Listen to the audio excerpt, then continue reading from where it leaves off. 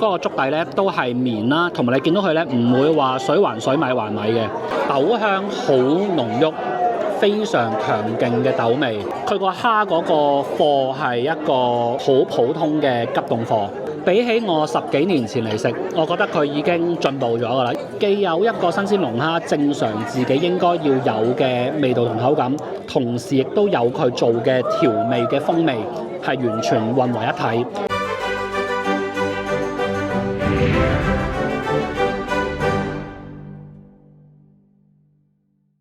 Hello， 大家好，我係 Alfred， 我而家喺沙田龍華酒店啊。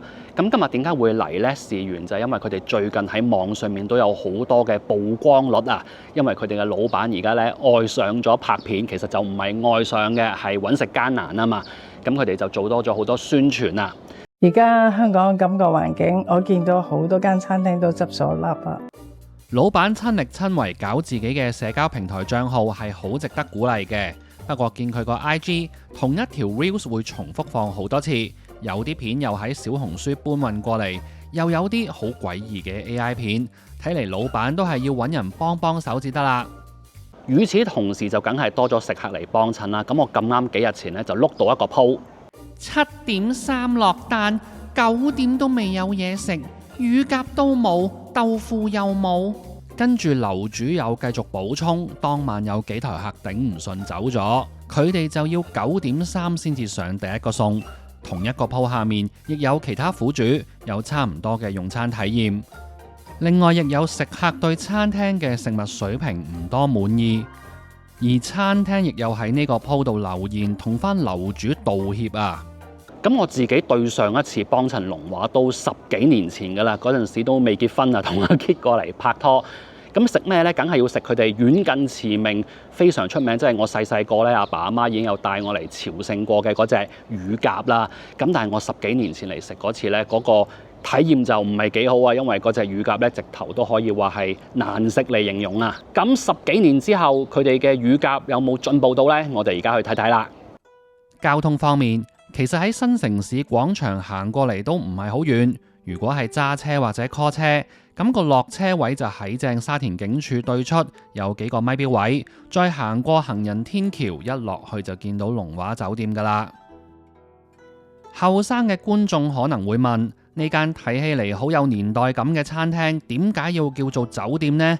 事關喺上世紀50年代，佢真係一間酒店嚟㗎。下層係食肆兼帳房，上層就係客房，一共有7間套房。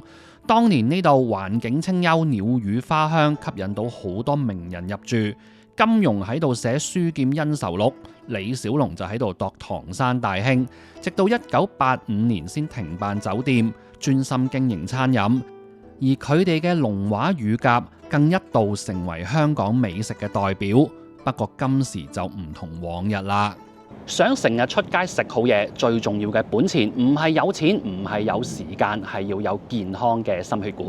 據衛生署調查顯示，大約有51.9% 嘅成年人有高醇問題，當中超過30%人自己都唔知。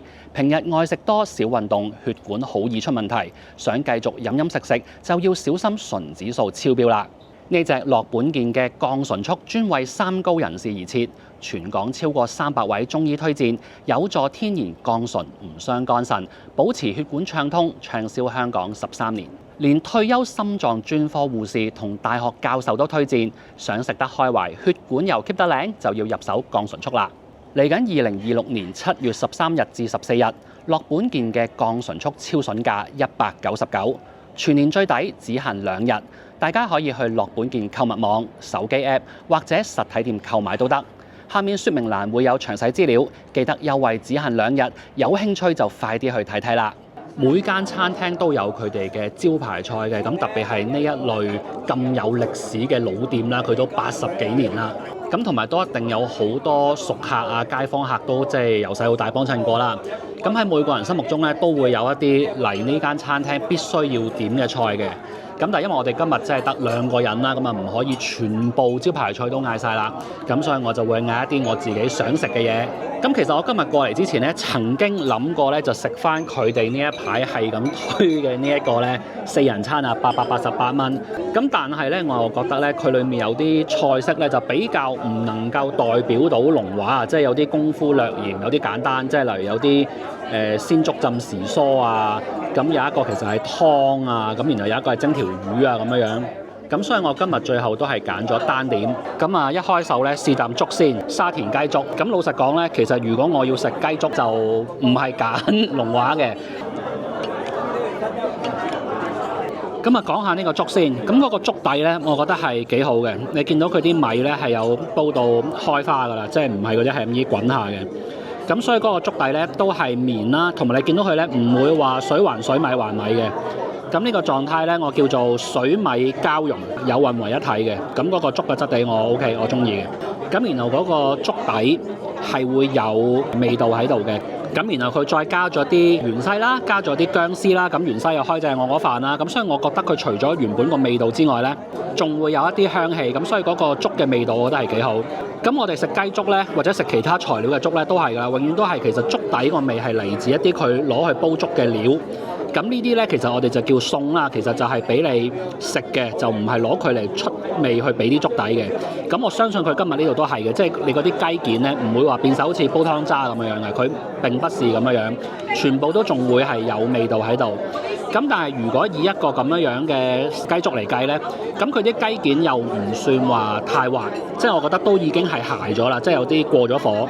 食嘢咧，除咗睇師傅手勢，其實嗰個食材本身都係好緊要嘅。咁喺香港食乳鴿，我自己就覺得其實係冇乜優勢嘅。咁但係呢個都冇辦法㗎啦，已成定局，即係香港就係咁㗎啦。咁所以今日都係要用翻一個香港嘅標準去睇下呢一嚿乳鴿嗰個水平係點。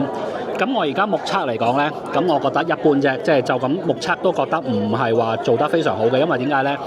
你見到啲皮啲顏色呢都唔係做得好夠嘅，因為做燒乳鴿呢，其實即係全部都係咁做㗎啦，大同小異啦。咁你最基本就係要滷咗先啦，揾滷水料，滷咗佢上咗色上咗味先，然後先至可能再上皮水，跟住先再攞去炸咁樣㗎嘛。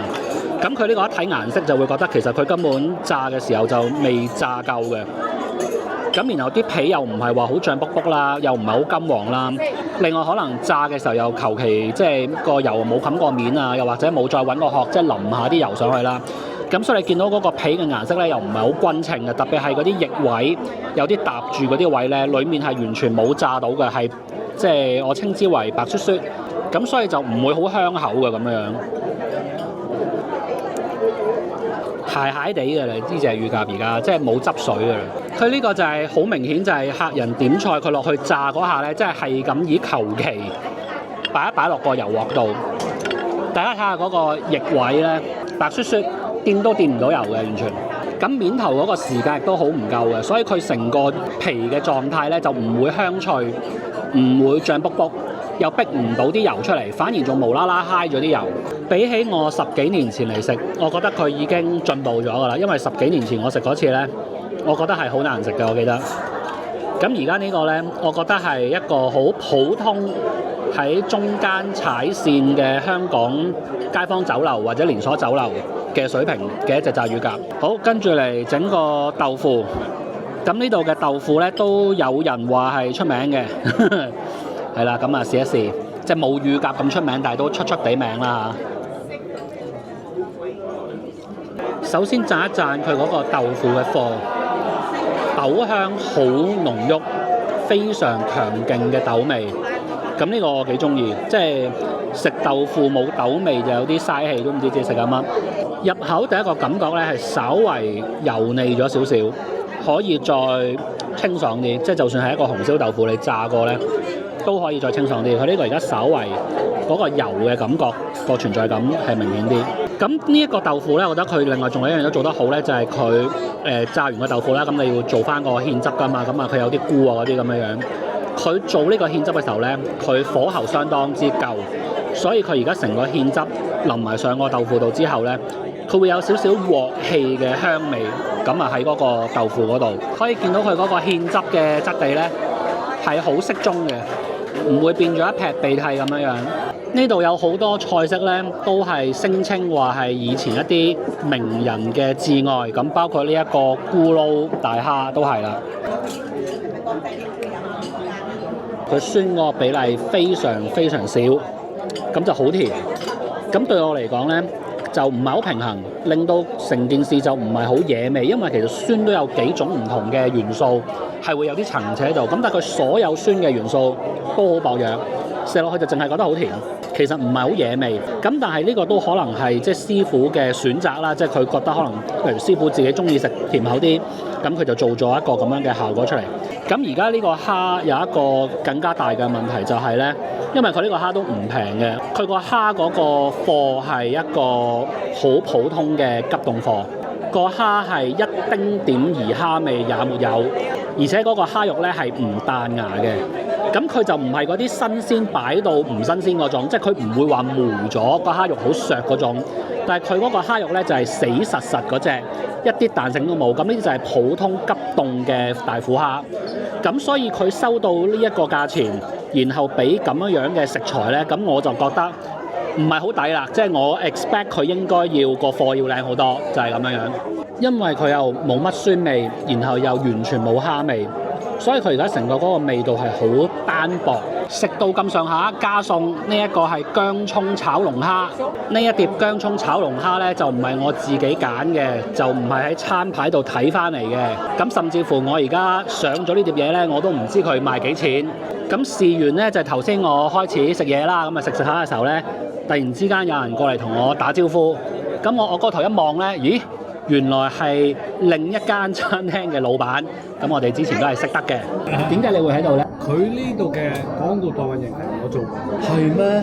咁同佢傾咗幾句先知道，原來佢而家係即係兼任幫龍華做呢個宣傳部嘅部長。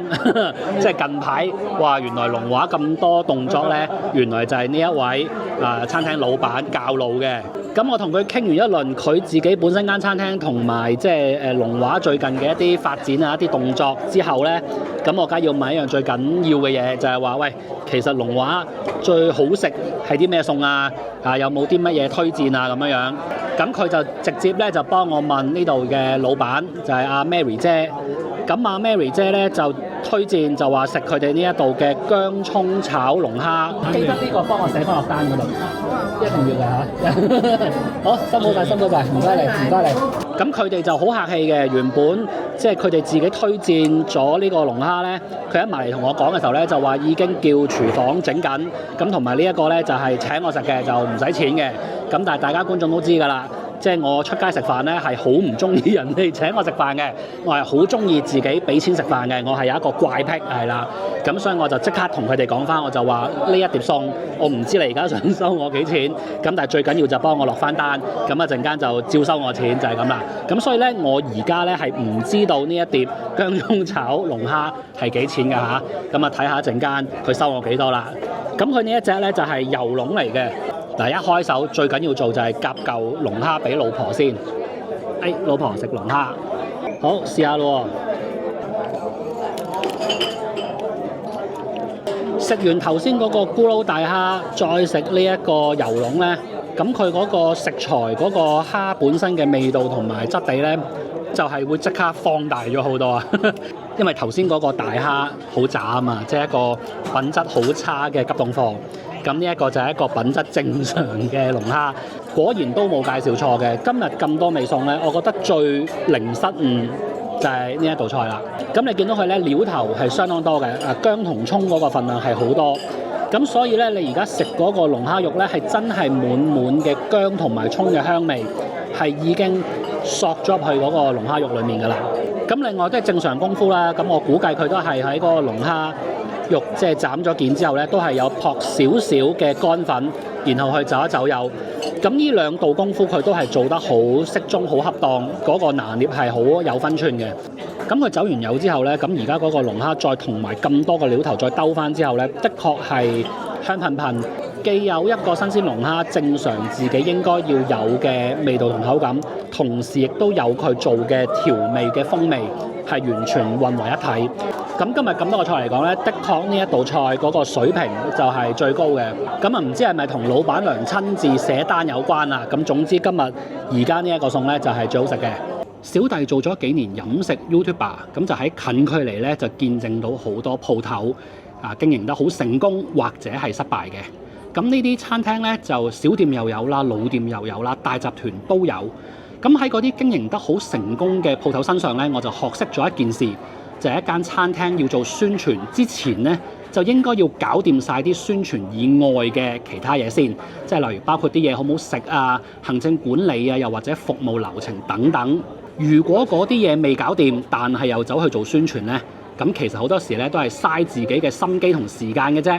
好啦，今條片就講到呢度。如果中意睇呢一類真實自費、完全唔攞着數嘅食評，就記得訂閱我哋頻道。我哋下條片再見，拜拜。